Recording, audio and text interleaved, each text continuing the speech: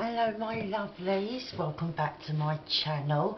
I just wanted to share with you a quick project that I've just finished because I'm really pleased with how it's turned out. So, some of you might remember that I recently did a flip through of this journal, and she was a great big chunky monkey.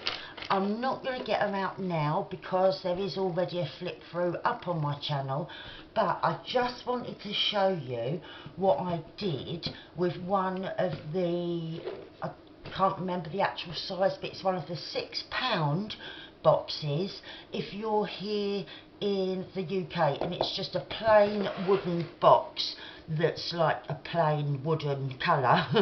And so what I did was I gave the inside and out a wash with this lovely duck egg blue, watered down, because it's an acrylic paint that is opaque. So I wanted mine to be a bit more translucent this time I was using it than what I've used it on in the past. So it was a tiny 1 part to about 5 parts water, and I give it a wash all over. Here is some decoupage, and then I made a big pocket. I don't know how well I'm going to get this on camera. It's quite deep, and that's just full of ephemera and little bits of loose pieces. I'm not going to get it all out. And then this that I made on camera also, as that was my shabby trifold envelope. So that belongs in there. And then now I can just show you the outside, because the rest underneath the journal is just decoupaged, not decoupaged, just painted with that acrylic paint and water wash. So then on the outside, you can see that is the wood there. You see, it's the same all over, but I've covered the top in this lace here, which it's not a lace really, it's I don't know the word, but it's a lacy-ish type fabric, like when it's stretched out.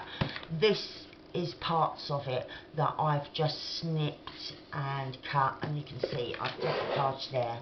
But going back to here, I made a lovely great big hippie flower inspired by Ruby over at Little Books. Hello my darling. And she made one of these for me. Well, she didn't make it for me, she made it and I won it from one of her giveaways. And oh, it's adorable. And so I was very inspired by Ruby when I was sitting at the sewing machine sewing all these little petals in different ways and different stitches. You probably can't see on camera, but up close you can see that I've used different stitching, sometimes different colour of thread and things like that. And then I had this vintage doily here, and there's another doily up here that's not vintage.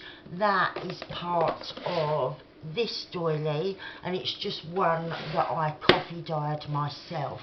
And then I was gifted that. I only received it this week, and it breaks my heart to part with it, but it went with this so well. And then I've got bits of lace and tulle, I can't say it, little flowers and clusters. This was part of a necklace that I deconstructed, and I've used all the parts on the top of the box, and as the light moves you get a little bit of twinkle. I put a key there because I put the lock there, and I'll come to that lock in a minute. And so yeah, it's just layered up of all different bits and bobs, so that yeah, it'll take you a good while to sit and pick out every single thing, which is how I like my journals to be.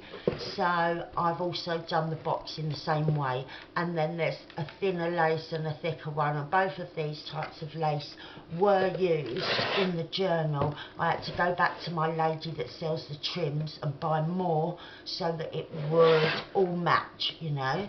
So on here, this is part of what's covering the whole top of the box. This is the fake lock that came with this key. Now, a little tip for if you do these locks, you can see mine in the middle is black. You can see the wood through these holes and obviously around in the little indents and that. But the actual keyhole, so that it looks real, I do this when I use them on journals or on any type of box. I put a little tiny piece of black cardstock and I stick it underneath the keyhole first, and then when you look at it, you're not seeing wood straight away, because I believe if you look at it and straight away you can see the blue of this wood underneath, it screams out, I'm a fake, I'm a fake, you know. Whereas if it's got that bit of black in, it doesn't initially scream out that it's a fake. So I've got this lovely little bird cage there, and then I've decoupaged, I have to bring a light up with me, decoupaged on here, and as you can see the fabric goes around.